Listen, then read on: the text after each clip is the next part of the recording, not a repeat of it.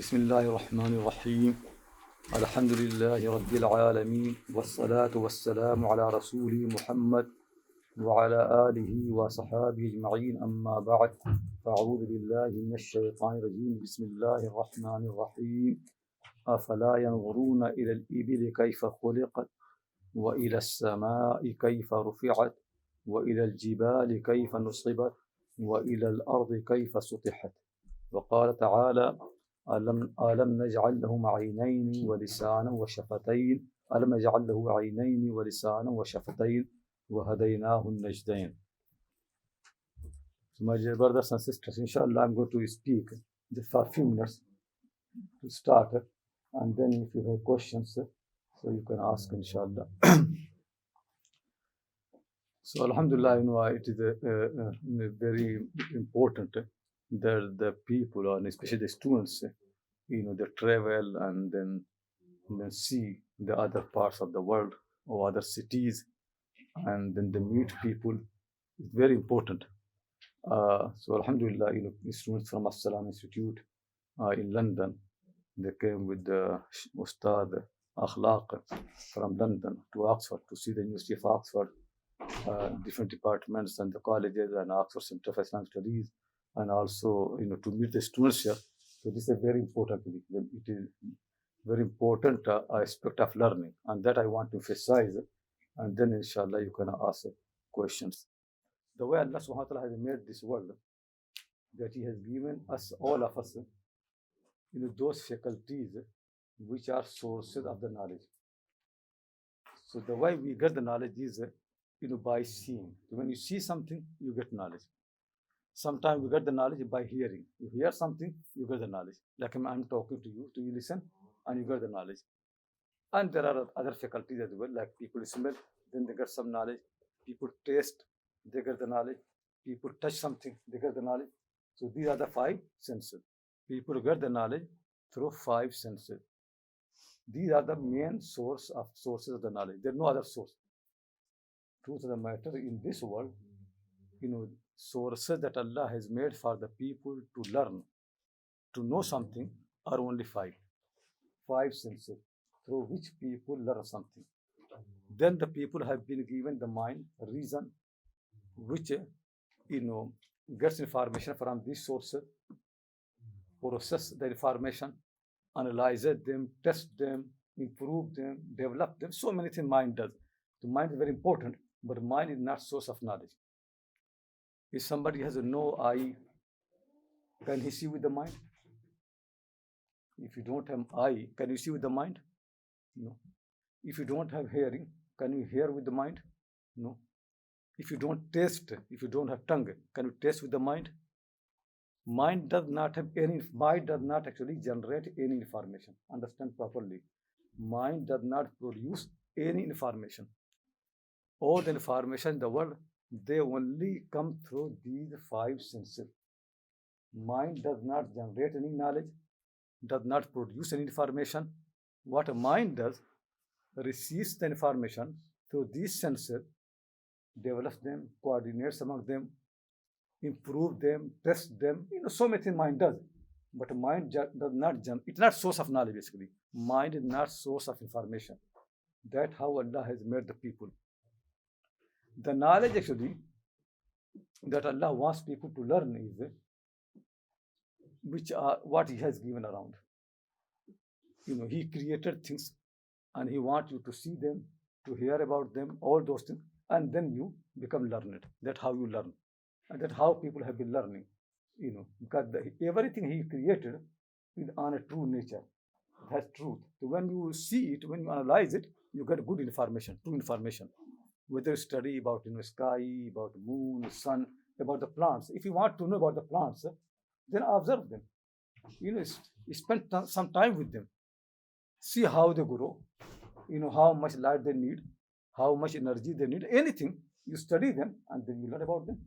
So for every single thing in this world, that how Allah has done, everything is created with some truth. And your effort should be to find out the truth. If you know the truth, you learn. That's what the knowledge is. What people do, human beings, they have ability to corrupt the truth. So what happens is when they seek knowledge, sometimes they don't get enough information. They still claim to know. So they corrupt. They teach you wrong thing. Sometimes they have their own interest to teach wrong things. So people can corrupt the knowledge, but Allah did not create corruption on the face of the earth. Everything, if you want to get the truth, it is so clear. If people want to, they make effort and they get the true knowledge. But when the human interference comes, then lies come, distortion come. Like for example, a story, something happened in London. If you want to get the truth, go and find out, meet the people, understand, what happened. Then you get the knowledge and then present the truth as it is. But sometimes I have my own interest in changing the truth, in twisting it. So then I understand, but I present it differently. I can affect it. The human being has power, ability to interfere with the truth, to change it, to affect it, to twist it. They do all the time this thing happening. But the reality is not like that. Real world is different. It is true. The people need to understand the truth as much possible. Like you study in the University of Oxford and many universities. So the scientists here, the main thing that they do really, observation. They make it. They want to observe, all the phenomena in this world as they are. Sometimes they have, full observation, sometimes partial, and then after that they want to infer the truth as best as possible.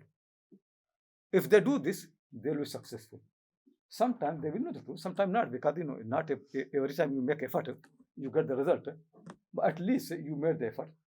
Somebody else will come, he will improve, find your mistakes, and keep improving. That's how the science works. But sometimes scientists have also their own agenda. So then they have to basically use the facts in a way and present a way to serve that agenda. So I have been given a task, huge money, to make an application for mobile phone. So people can buy more and more mobile phones. Something interesting, something new nobody has got. As a scientist, I know really this new application is going to destroy the humanity, is going to affect the new generation, it is going to make them lazy, it is going to corrupt them. I know all those things. But my interest is not about the people, my interest is the money. I am working, I'm getting money. So I will do all those wrong things. Why? Because I get the money. So people keep doing this thing all the time happening. All the learned people, they always interfere with the truth. They always actually distort the truth. Keep happening. Allah's way is, if you do this thing, you never can be guided. You have only one thing, to find out the truth and follow it. You cannot create the truth. You cannot generate the truth. You cannot change the truth. The truth is made by me. Nobody can change it. You have only one thing to do, find out, follow it, you will be successful. But if you change it, misinterpret it, misguidance. But people always do this. All the time keep doing this. That's why Allah has to reveal the books. Otherwise, if people don't do this thing, there's no need for any book. People's ability that people have been so good to guide the people. But people keep interfering. So that's why the messengers come, prophets come, books come to force people, to make people carry. No, use your mind. Ibrahim opens his eyes. What he sees is his father has a business, makes money. How does he make money?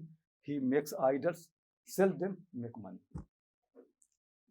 And he tells people, these idols are so great. If you buy them, you ask them anything, they do for you. So people spend money, they buy. But Ibrahim can see really, how can they guide? How can they listen to you? So he said to his father, but these idols, they can't eat, they can't drink, they can't harm, they can't benefit. They don't listen to you. They even don't see anything. So how they can? The father become angry that no, you want to take away from my business, you want to harm me and this thing and that thing. Big problem in the house between father and between the son, because the son wants to know the truth and father wants to run business. So the interest is actually in conflict.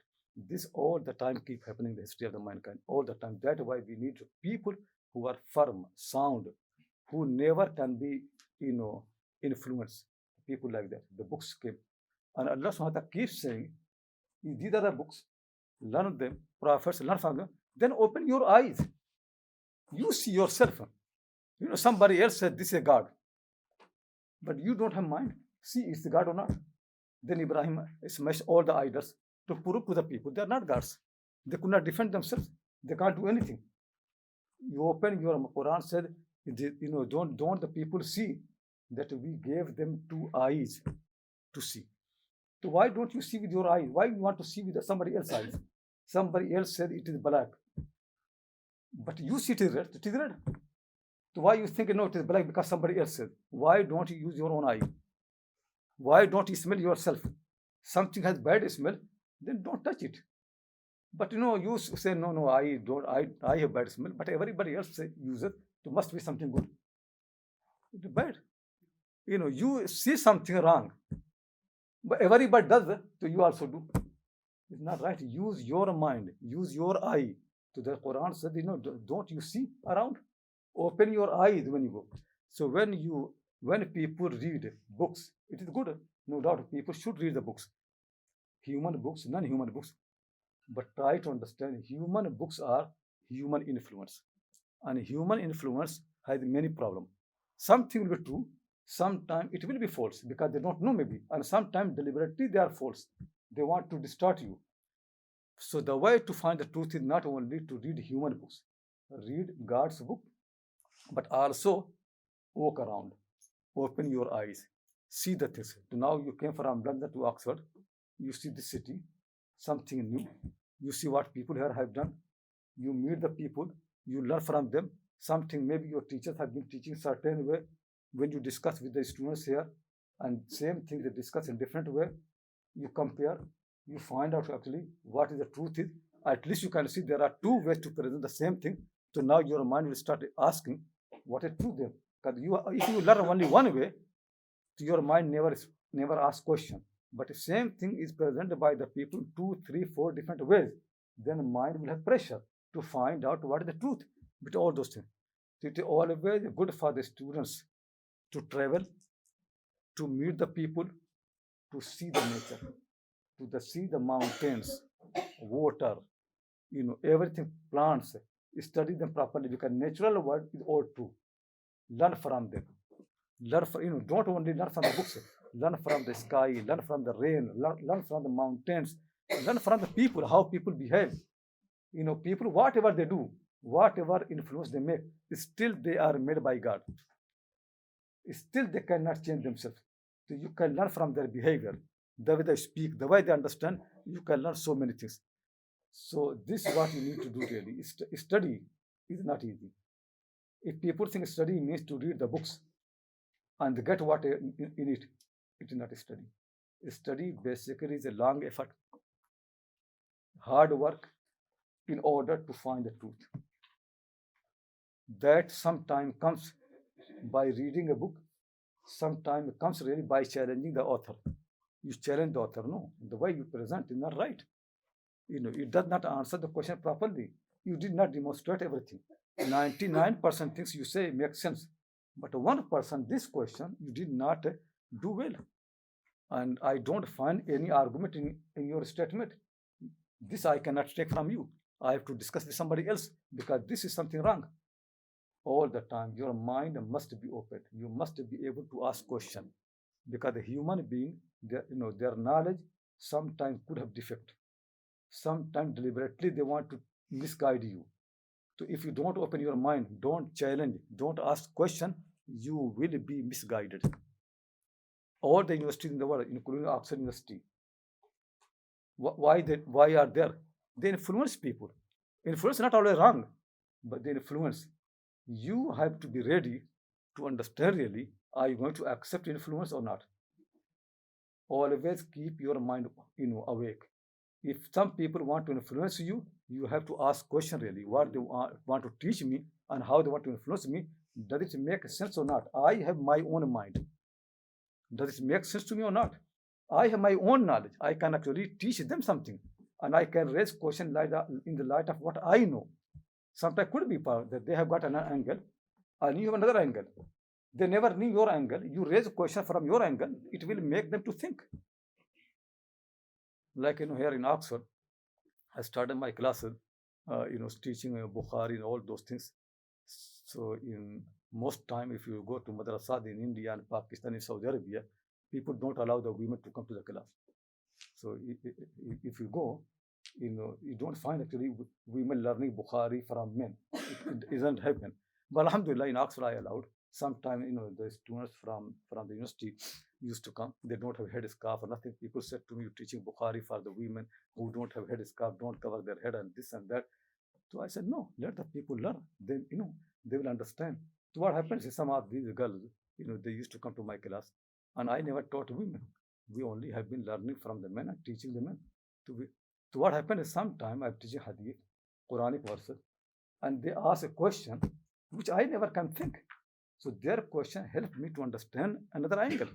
Because when women study the same text, sometimes their mind is different. Because they're women. Sometimes a verse comes, hadith comes, they think from different. So those questions helped me a lot. So it improved my understanding of the Quranic text. Then I understand the Prophet and Allah more better.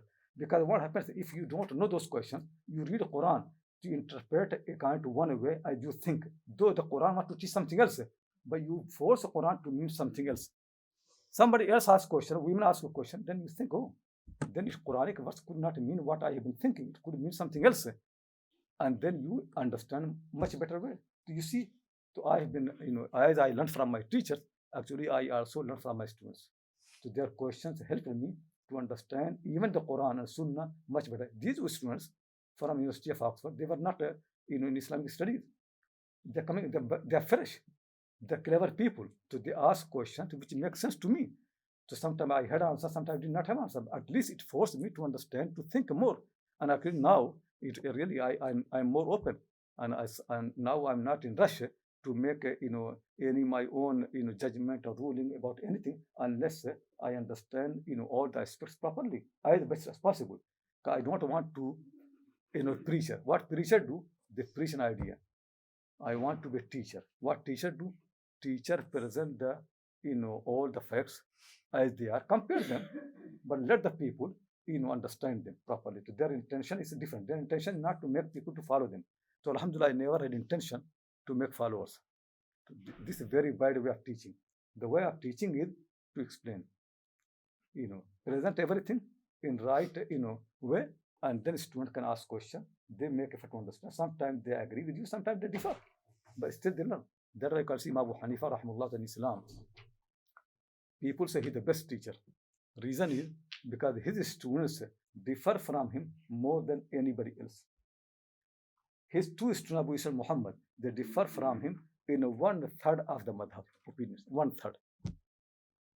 The reason not because he's not a good teacher. Reason not that he did not understand. The reason he really wants to them to understand. They take from him what they understand. So he allowed them to differ. That was good teaching, because everybody has got a mind. Everybody has got the faculties. Let them to think. And it's amazing. Sometimes students can do much better than the teachers. That's how. So it is very important for the students that don't have one way of learning. Study the books, but different types of the books. Then use your all faculties. Study the nature. Ask questions. See how people behave, how people explain, how people think, how their mind works. It will be much. If people only focus on the books, they fail in their life. It could be somebody studying Oxford, PhD. I know really some people studying Oxford, PhD from there, men and women, they fell in love, they got married, but in the real life they fail. You see, both are from there, but reality is different. In real life they fail. So you need to understand the reality as it is. So anyway, the reason I said all this is to encourage people to travel, to mix with the people, to see the nature. And in Islamic history, one of the important things used to be always for the students to travel. Khatib al-Baghdadi has written a book, Al-Rihla fi Talab al-Hadith, traveling for the sake of the Hadith. So it was a big thing really. People, even the women, because I wrote such a huge book about the women, so I know even the women used to travel in order to seek the knowledge, to meet the people, to discuss with them, to get high isnad, learning, all those things. So when people, move from one place to other place, it is new experience. New people, meet new people, new experience, new learning, new way of thinking. So people never should be biased. Never think, "Oh, I'm from Oxford, I know everything." No, it could be possible that you go somewhere to most stupid university in the world. You go there, you will learn something if your mind is open. Even actually most stupid, if you go to a farmer in a village in India, you think, "Oh, these farmers don't know anything." Sit with them, you'll find some wisdom there. Something, actually, even on your subject, maybe something is can help you to understand more. But always make your mind open, thinking. So I don't want to take much more time. Just I started just to make your mind to work in that direction. That how to think, how to be independent, basically, in thinking and understanding. But if you have any question, please ask.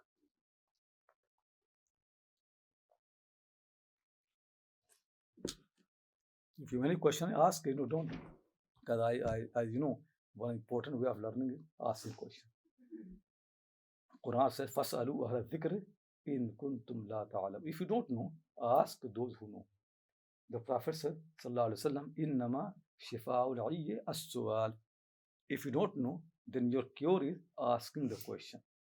So asking question always helpful. Yeah, you have question, yeah? Okay, just say loudly so I can hear. Yes, thank you very much for your talk. I have two questions actually. Yeah. The first one is the last point that you mentioned that we should ask and we should look and travel. Yeah. But sometimes like you would find people who would like end up with non-Islamic conclusions, and the scholars would tell them, "Oh, how can you equate your human logic with divine logic?" And then they would have like some sort of bottleneck there. And my second question is, what was the inspiration for you to write the book Al-Muhaddithat, like about the women's code? First thing really is, if people think there's any conflict between human knowledge and between divine knowledge, that's a big mistake. God never can teach something different from what He has created. And He never created anything in the universe different from the truth. So if Islamic knowledge is in conflict with the your natural knowledge that you learn with rational knowledge, then one of them is wrong. Either what you used to think Islamic is not Islamic, and what you think is rational is not rational. One of them certainly is wrong. No, to be something Islamic, what you think. Sometimes people think if an alim says something, it is Islamic. No, alim also can do mistake. I'm an alim teaching, I can do mistake. Even what you think in the Quran, what you understand, it could be mistake. You have to know reals. You have to study something different. You have to compare. Many people read the Quran, and I can see really how the problem happens. I give you two examples, to make your mind very clear that how even in the Quran people can go so much wrong. And maybe three examples I give. Okay, one example is that people read the story of Ibrahim alayhi salam. That Ibrahim said to his Lord, "Oh my Lord, show me how do you bring the dead alive? Kaifa tuhyil mauta? How do you make the dead alive?" So then Allah said to Ibrahim, "Khud arba'ata min at-tayr." Take 4 birds. And then Allah said, "Fasurhunna." Many of the ulama, they say, what Allah said to Ibrahim, then cut these 4 birds in pieces. And then put these pieces on 4 different mountains. So that pieces they did, and then call them. Now they will assemble together alive and they will come to you running. Have you heard this tafsir? Never people say. But truth really, if you read the Quran does not say that. Quran is saying something else. What actually happening is Ibrahim is not concerned that Allah subhanahu wa ta'ala can make the dead alive. He knows this thing. Even I know, everybody knows. His concern, people don't understand the question of Ibrahim. People think Ibrahim is question is how Allah does it. I don't understand how can dead become alive. This is not a question. Ibrahim knows Allah can make the dead alive. His only question, when Allah does this, what He does, that dead become alive. So Allah said to Ibrahim, it is easy, just take 4 birds, surhunna ilayka, speak to them until they become familiar to your voice, all these birds. Like people who raise the birds, So the birds recognize their voice. To make them to recognize your voice, they become familiar. Don't cut, nothing cutting there. And just put these birds in different direction and call them. They will come running to you. They know your voice. They recognize you. Similarly, in the day of judgment, I will just speak, call, and all the soul and body, they recognize me. They will come to me running. The birds come to running. That's all. Everything knows me. There's nothing cutting in pieces and this and that. But this is how people have done. Similarly, for example, people said that Allah subhanahu wa ta'ala asked angels to do sajda towards Adam. So all the angels, they bowed to Adam, they did sajda, except Iblis. If you read the Quran always say everything in the universe, only they do sajda to Allah. Have you seen this in the Quran? Quran never accept any sajda to anyone other than Allah. Quran keeps saying. So just think really, how is it possible that Allah will command angels to do sajda to Adam? How is it possible? Just use your mind. But people teach and people learn, or the people say keep saying this thing. What actually happening is, it's not sajda to Adam. Allah is only saying, now I create a creation. I want to make celebration. To do sajda to me because of this creation. To say, usjudu li Adam. Do sajda to me for the sake of Adam. To me, not there. Reason because it's obvious. Sajda to Allah. That's like, sometimes you say, if I pass the exam, I will pray 2 rak'ah. So do you pray 2 rak'ah for Allah, for exam? For Allah on that occasion. On this occasion, like sometimes Quran said, do sajda. So sajda was to Allah, but on that occasion. But people did not understand. People think sajda was to Adam. To this mistake. And now you think, Quran is contradicting. Quran is contradicting because we did not make effort to understand the Quran. So that's what happening is, people read Surah Yusuf, and then they say that, this woman, she fell in love with Yusuf Al-Salam, but somehow Yusuf Al-Salam is so pious, he did not listen to her. Then all the women in Egypt, noble women, they start talking that, how stupid she is.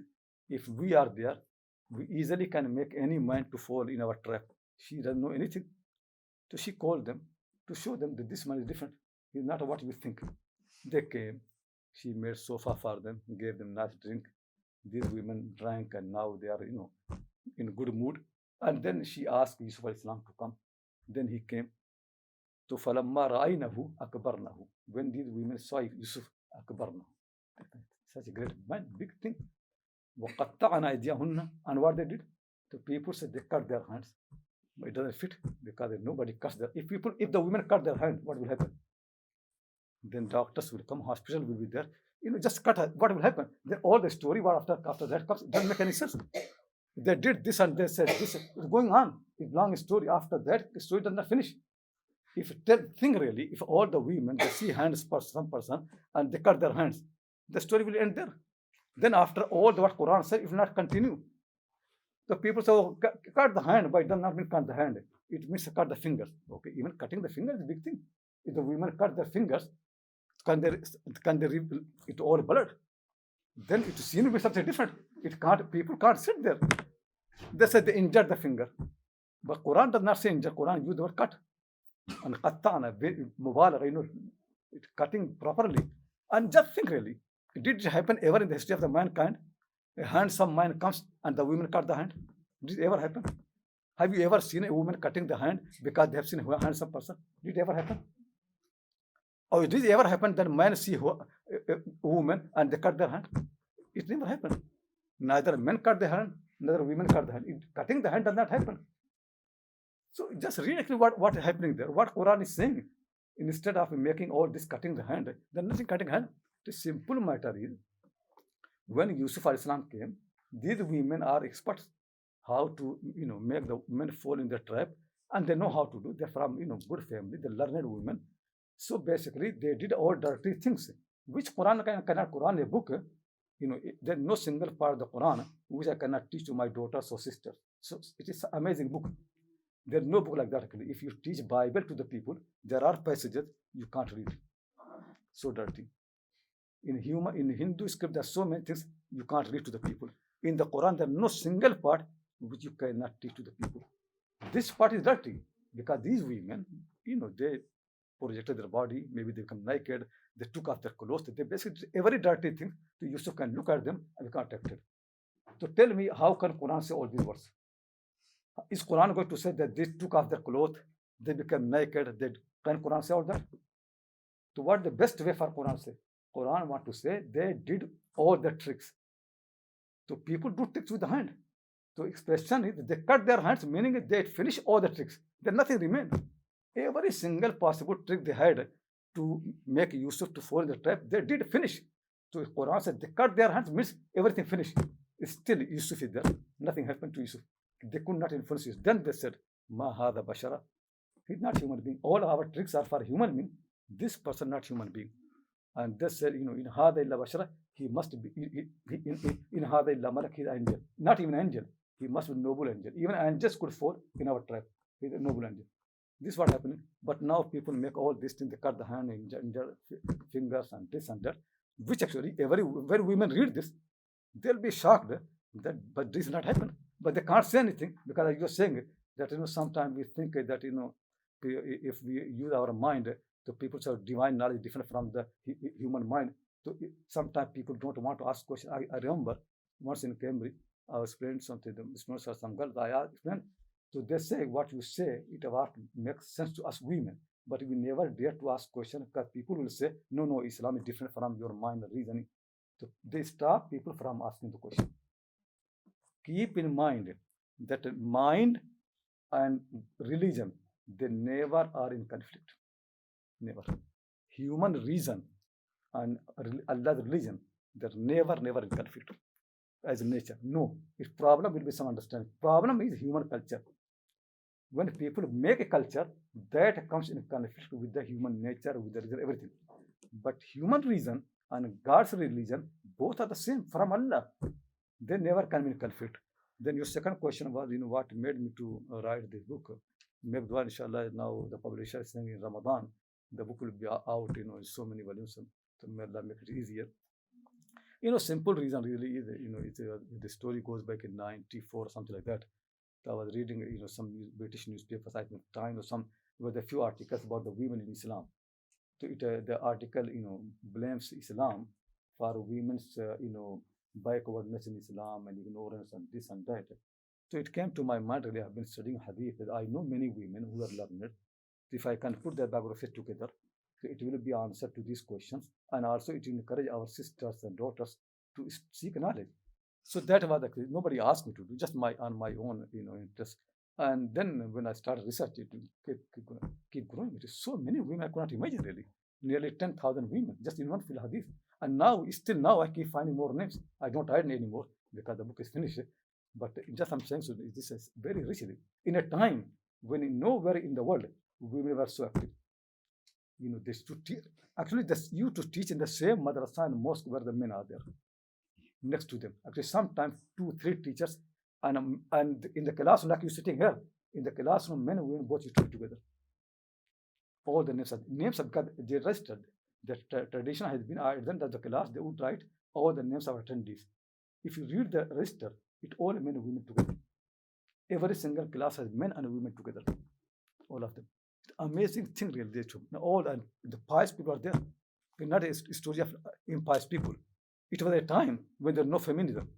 If I write history of women in our time, so people can say you are feminist. Still, people accuse me, but I'm saying in those days where there was no feminism. 800 years back, 900, 1,000 years back, there's nothing. It all really people learning from each other. Men learn from the women learn from the men, and they respect. There's nothing disrespect. And in the same classroom, they sit together. There was no barrier. Like you have made this barrier. This barrier does not exist in Islam, neither in the prayer, neither in the classroom. I never came across any single example in the history of these 10,000 women where they made any barrier between men and women, either in the prayer or in the classroom. Nothing. It does not exist. But they were pious people. They come, they learn together, and then, they fear Allah. The pious people, no doubt. But at the same time, they're human. There's no barrier. They learn from the same teacher. They ask questions, and they discuss, they argue. Imam Zuhri, one of the top men, Tabi'in, he died in the year 125, after the Hijrah of the Prophet, 124. So early. His teacher Malik and all the big people. In his biography, they say when he was a student, he used to come into the classroom, sit in the front. When the teacher had left, then he would discuss those issues with every man in the class and with every old woman, young girl in the class. That was enough. Then they say he would go to every house and he would go to meet the old women, young women, even the girls who are kept hidden because they are going to get married. Because Arab culture was when a girl is about to marry, so they keep hiding for a while. Even he go and meet with those girls to discuss with them. Zohri. It is his biography. That's how he used to learn. And people allowed him.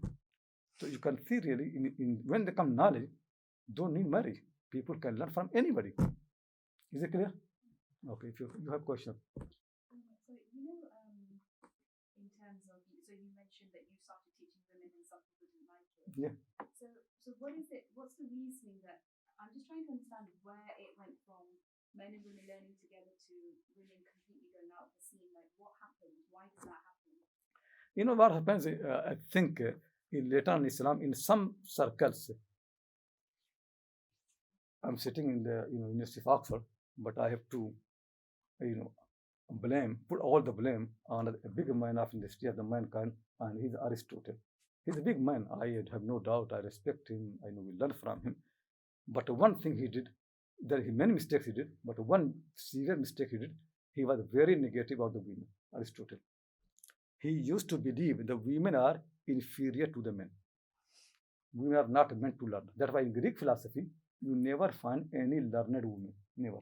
They used to think women are inferior to the men. And one of the arguments he used to do is the reason, the women have got less teeth compared to the men. So that is proof that women are inferior to the men. Historians of the science actually, they say, if you can read actually, maybe you find out that some of this online, they say he had 2 wives.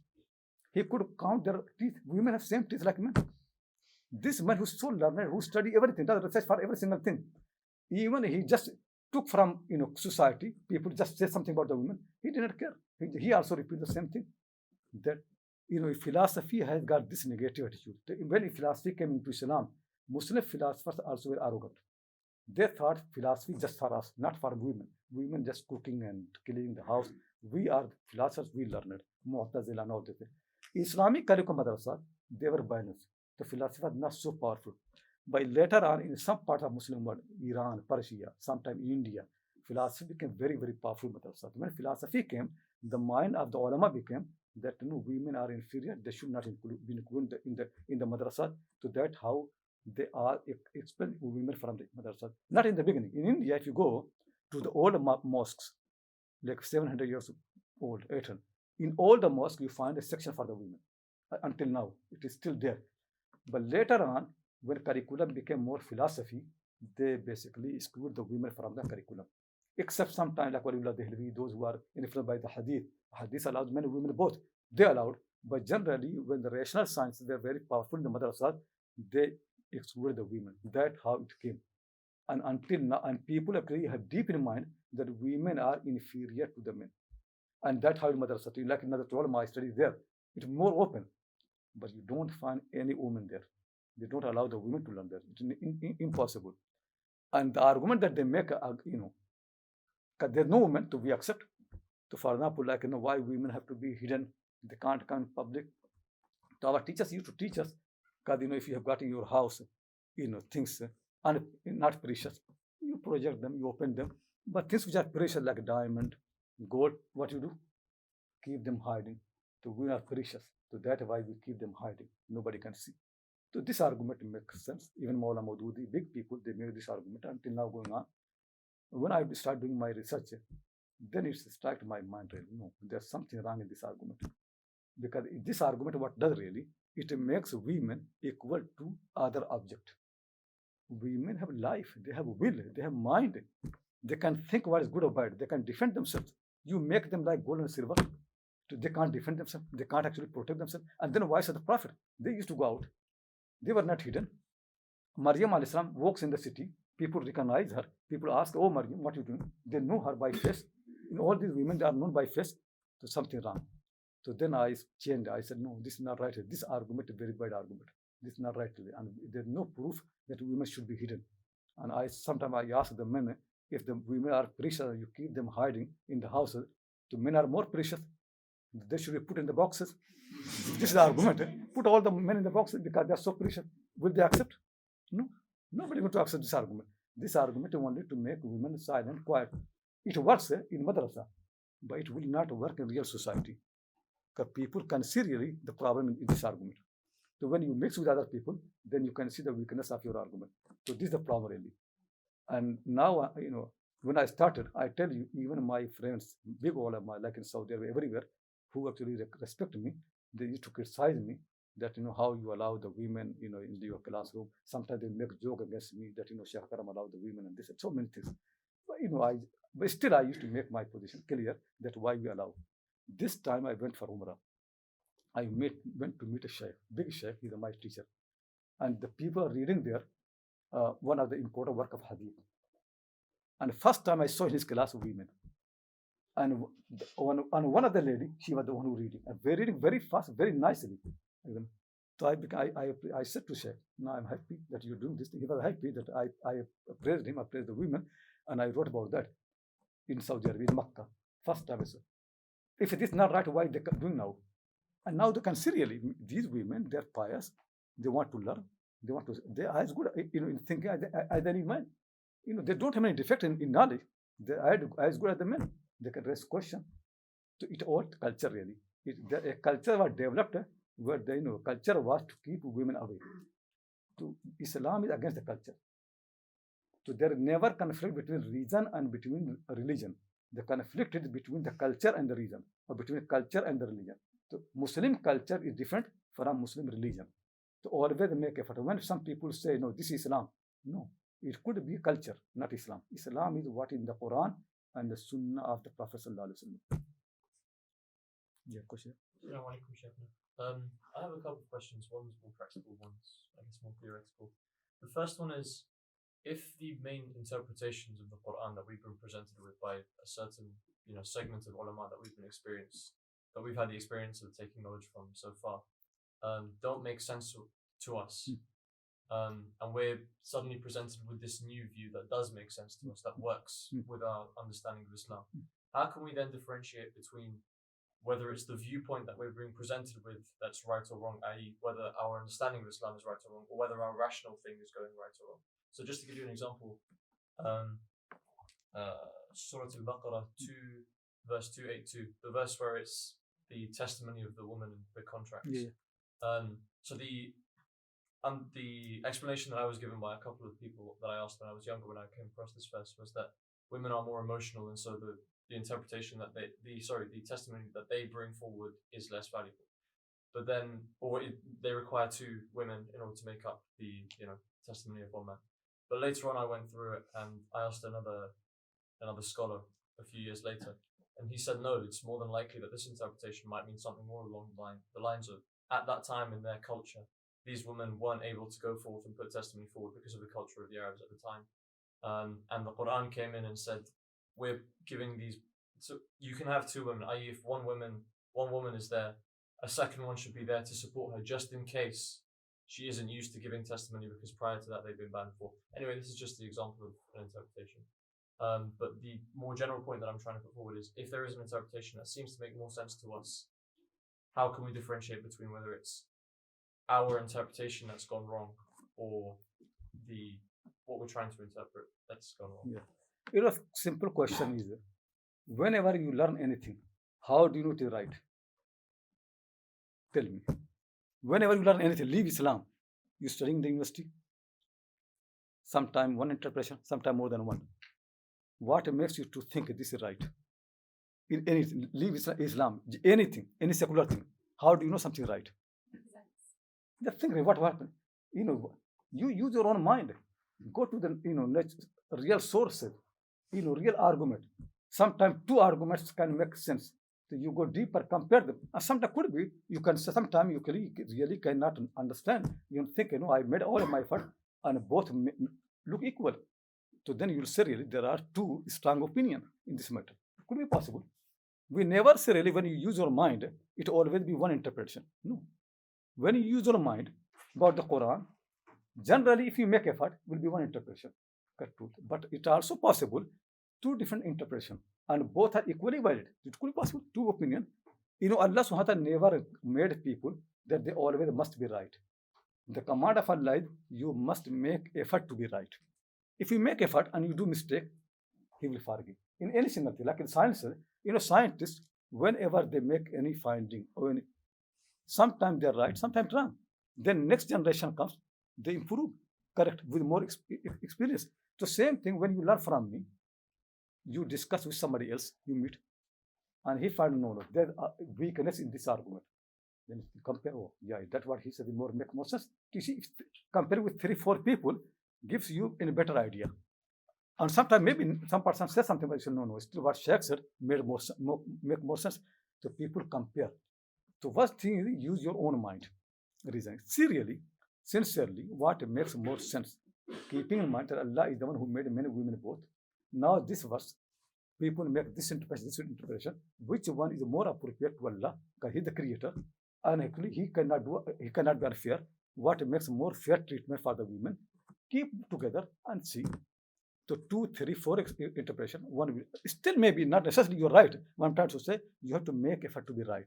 So don't worry in this way. If you use this attitude, you always must be only know one opinion is right. You can't learn. This does not exist in this world. In this world, you always find the truth really is always more than one interpretation, more than one opinion.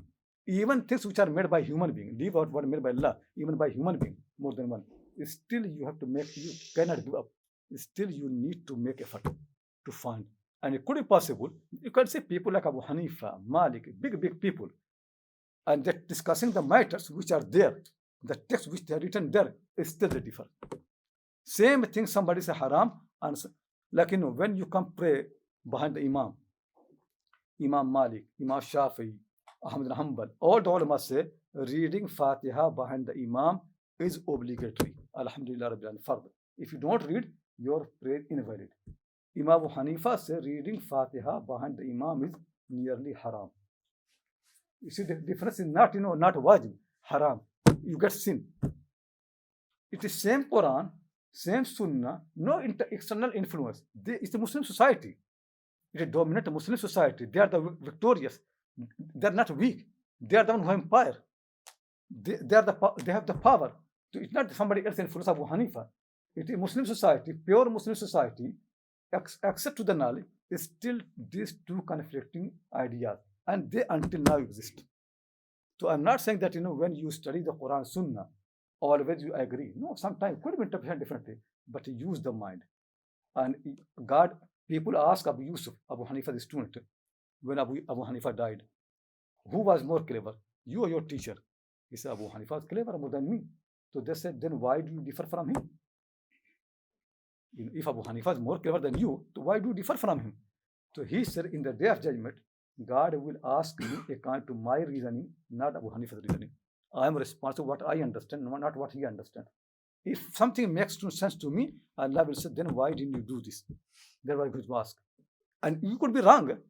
Allah will forgive. Quran says, illa lamam. Those mistakes where people actually, it's not easy for the people, I will forgive them. So I'm never saying that, when you use your mind, you always will be safe. Because people have different mind. But that is the best approach. Best thing for human being is to make effort. They can't do more than that. The problem when you become lazy and you think, oh, somebody said, I just accept. It doesn't make sense.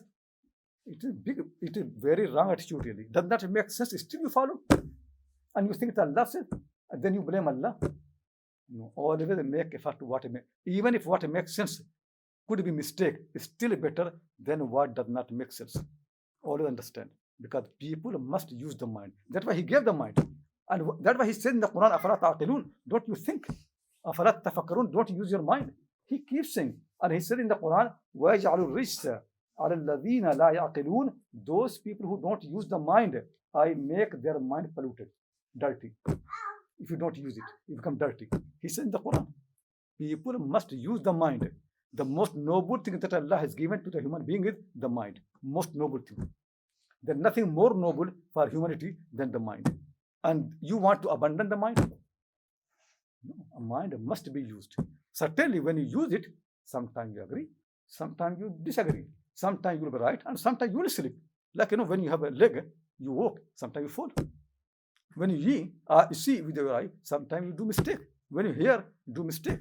All human faculty is like that. Same mind. When mind thinks, sometimes right, and sometimes, but still you have to follow the mind. As you follow your eye, as you follow your hearing, as you follow your taste, still you have to do actually all these things, they have defect. But still you have to follow them. There's no way for human being except to use the mind. There's no way to find the truth. Only the mind. Mind is the only way to find the truth. People must use it and never be tired. Is it clear? About that, was that you raised the question. The truth really is, I've been teaching, all Thursday and Friday, tired. This morning tired. Now it was coming here. I didn't have courage to come here. Tomorrow I'm teaching whole day. The question that you ask, I answer the question so many times. If you can get recording, you can learn. But otherwise, next week I'm coming on Tuesday, and the topic is about feminism and the question. If you ask again, I'll answer the question. So you can see really what Allah says, what people say. You can see, just read it. Truth of the matter is, you have heard all these interpretation.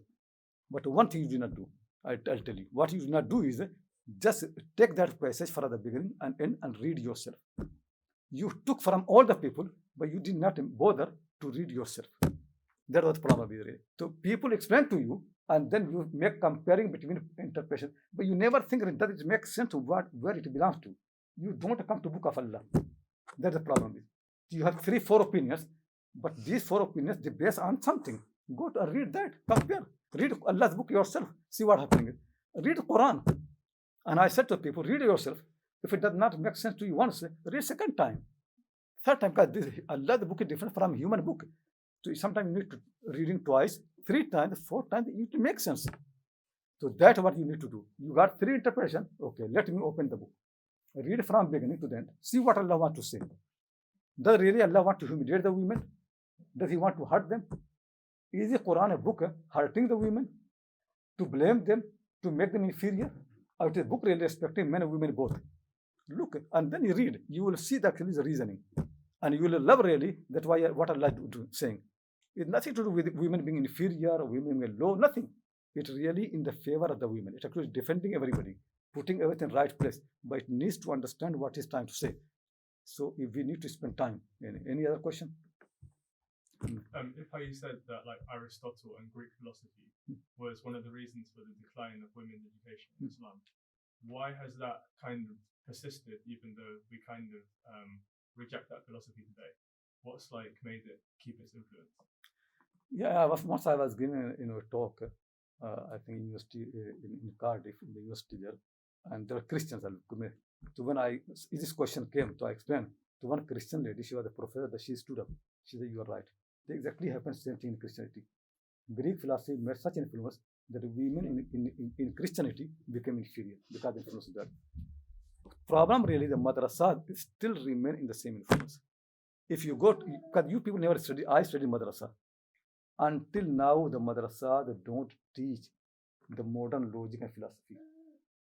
No, they still teach Greek logic and philosophy. Still, they insist on that. All the curriculum, everything in madrasa still are Greek. So when philosophy to them means Greek old philosophy, not new philosophy. Modern European philosophy does not exist in madrasa. Whatever Europeans have done in the last 500 years does not exist in any madrasa.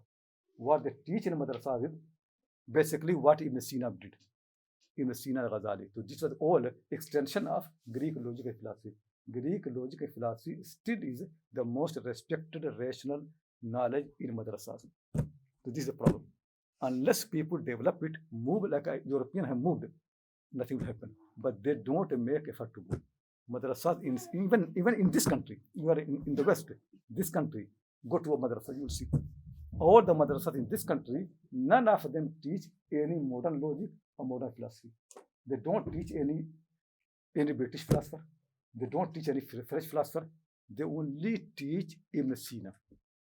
Greek logic, Greek philosophy, nothing else. Nothing else being taught even now in madrasa here, even in America. You go to America and see madrasa, they still keep teaching logic and philosophy taught by, even in this university, they used to teach Ibn Sina for a long time. But after that, they moved. But madrasa never moved. They're still there. That I always say, madrasa is like a museum. When you go to museum, what happens? Past history. Museum has no relevance to the society. When you come from museum out, what is different? Museum is different. Madrasa, what is different? If you go to madrasa, past history, you love that because everybody loves museum. But when you come out, the world is different.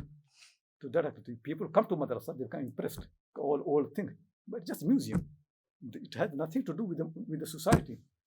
Religion must guide people in the society that they live in the time that they live in.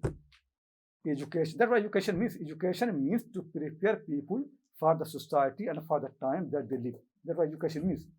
If your education prepares you for the time of Aristotle, it's not education. Education means to prepare you for the society and for the time in which you live, and for the future maybe. If education does not do that, it is not education. But unfortunately, many centers of learning in the world, they don't prepare people for the society and time they live in. They or talk for other time. They belong to different time. They still are in the Stone Age. That was me. Unfortunately, still we live in the Stone Age in some part of the world, even madrasas, centers of learning.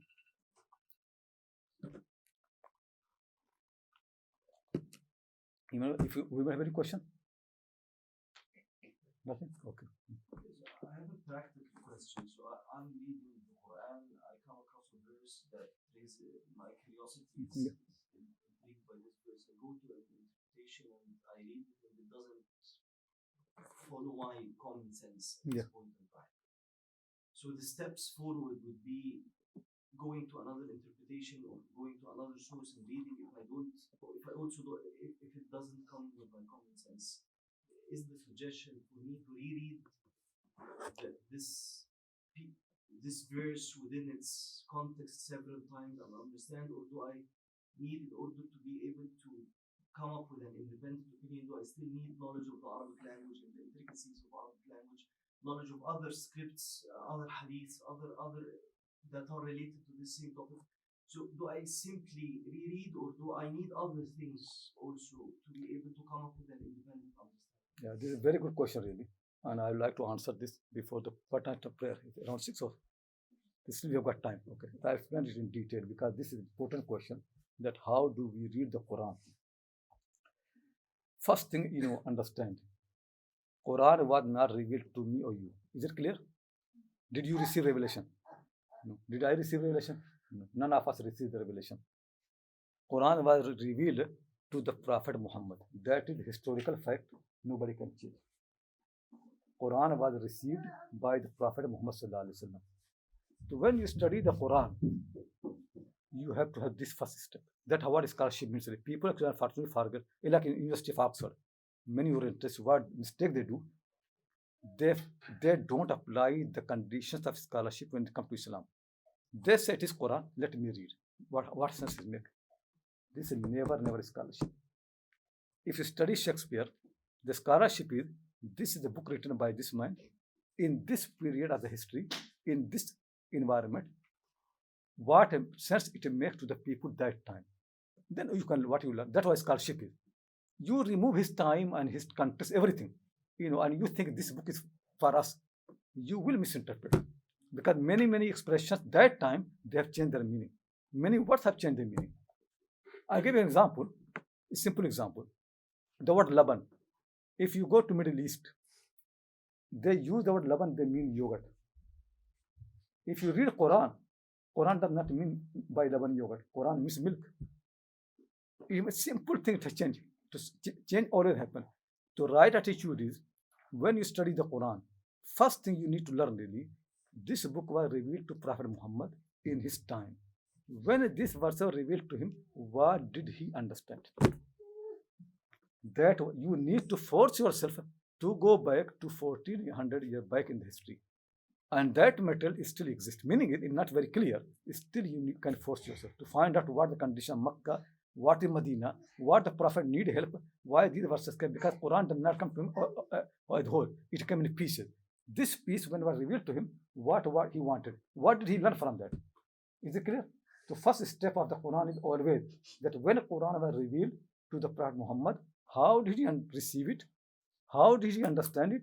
And how did he apply it to himself and to his people, to his condition? First step always. Force yourself. It's not easy. It's very difficult for the mind. Mind does not want to go to dig the language of that time, the society of that time, Arab culture of that time, what were Arab people doing at that time. Because when Quran speaks, like when Quran says about the women, they put on their khimar. Now you go to Shaykh, what khimar means, it means a covering. But look, go back. When Arab used to use word khimar in that time, what did they mean? Their poetry is still there. Their speech is there. So for every single thing in the Quran, first step always like a scholar, good scholar, honest person.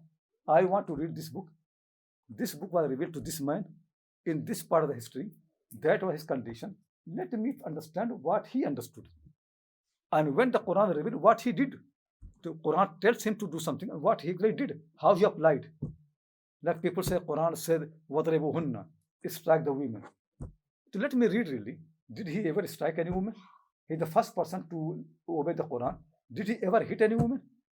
His wife said, Aisha, ma daraba imra'atan wala khadiman. The Prophet never hit any woman or any servant or any slave. He never hit anybody. So this, you think if Quran commands him to hit, he does not hit, how can he be obedient? But that's what happened. His wife said he never hit anybody. Read all the literature, you never find any example of anyone hitting. Anas said, I served the Prophet 10 years, but he never hit me. And for anything that I did, he did not say to me, why did you do? For anything I did not do, he never said, why didn't you do? Always soft. So different. His treatment with the women is so different. It's nothing to do with any hitting or any, he treats them so differently. So anyway, I'm not going to that. I just want to make clear really that is the process of studying the Quran is very, very wrong in modern time. Learned people, university people, everybody does mistake. First step always is, if you really are a scholar, read the Quran as the book of Prophet Muhammad.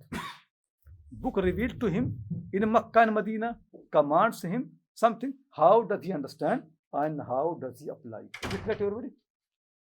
Then second step is, this book is also for me. Through him, but for me as well. How can I apply same thing to my life? Now another effort. So when Quran says something to him, Quran says that no, don't come to the prayer when you're drunk until you know what you say. Okay, people used to drink. In our time, maybe the people have got many other drugs. It did not exist. But now apply the same as to my times. I say, all these drugs, they also affect my thinking. And Quran wants to be pure when I come to the prayer. Nothing can influence the mind. So you should understand what you say.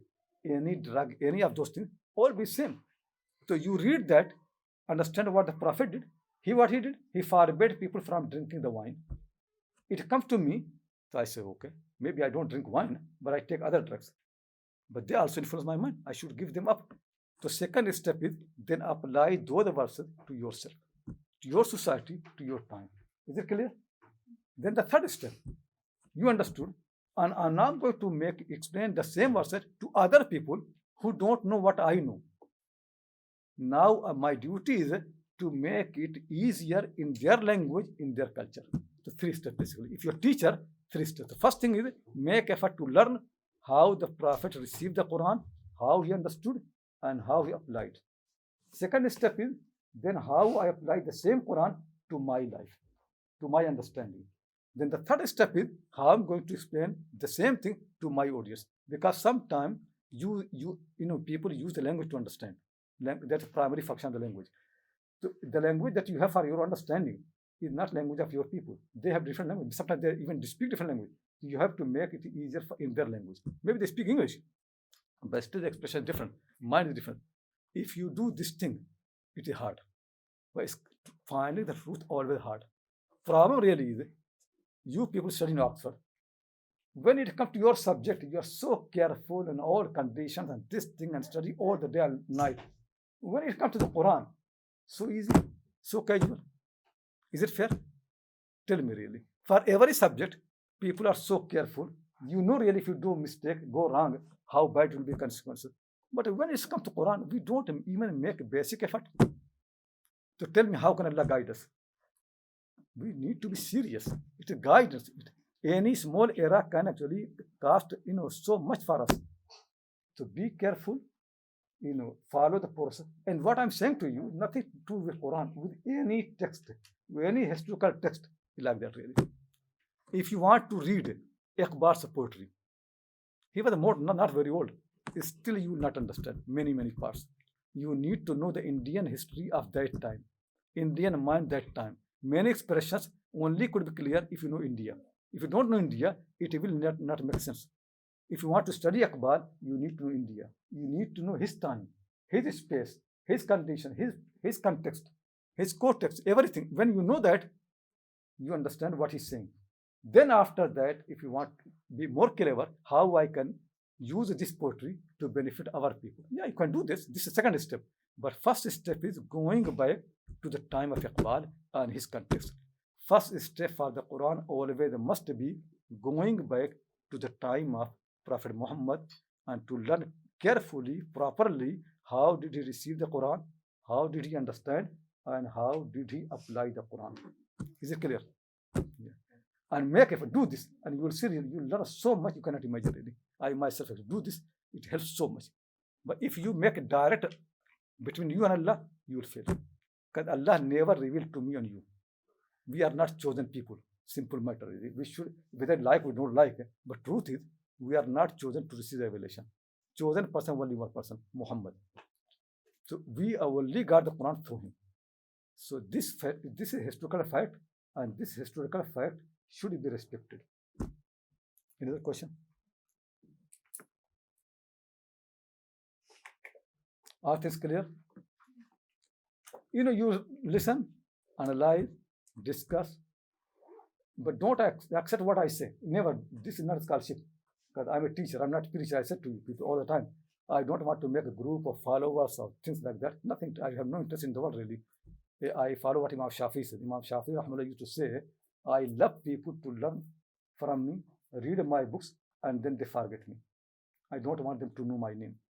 Nothing. I have no interest in the world that people know my name and then know what I'm saying. Nothing. I just want you really to know your religion. I want you to connect you to your Lord, your book. It is your book, your Lord. You worship, you understand him.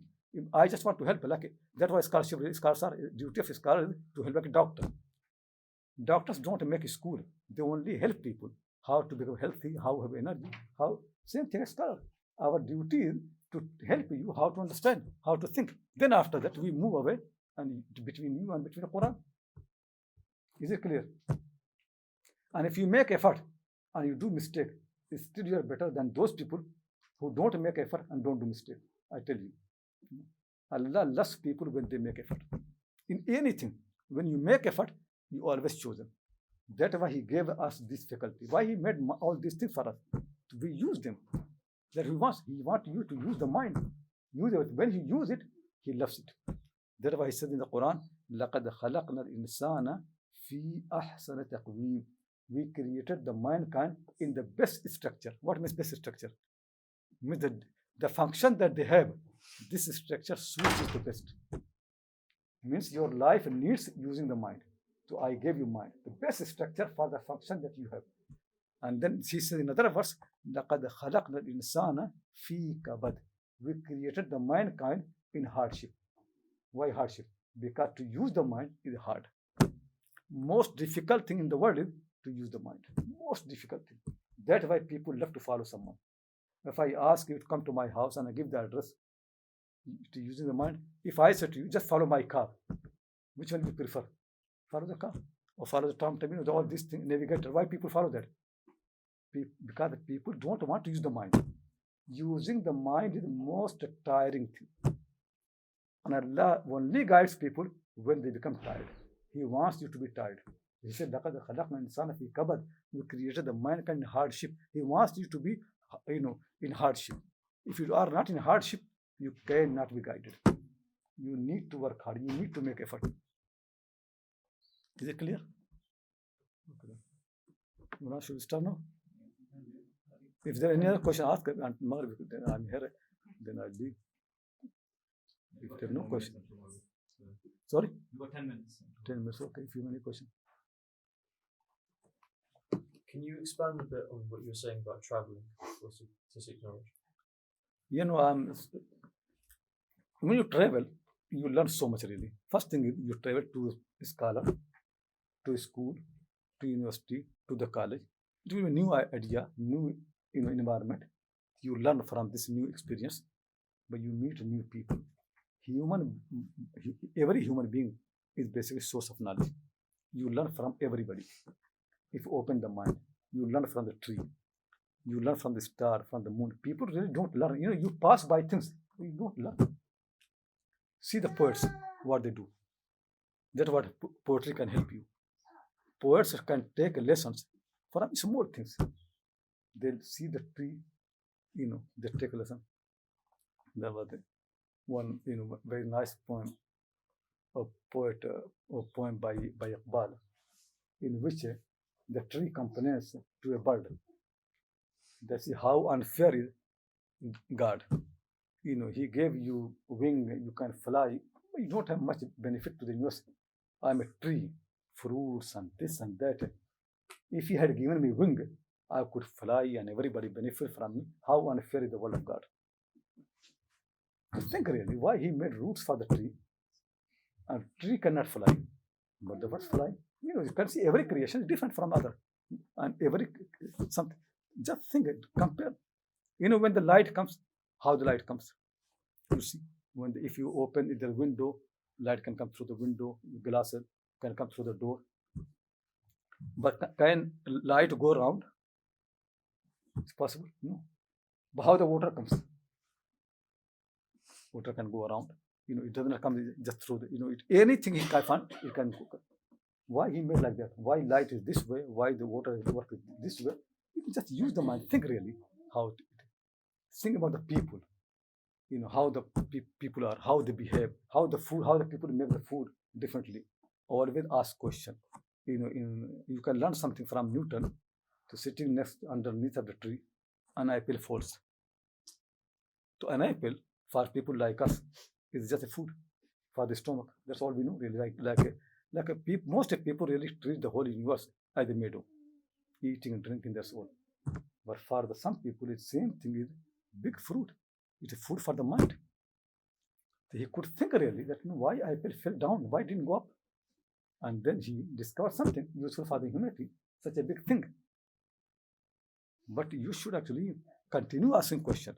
You should ask really that okay, it fell down. So this means there is gravity on the earth. But let me think really. Who made this gravity? Did anyone make it? How it happened?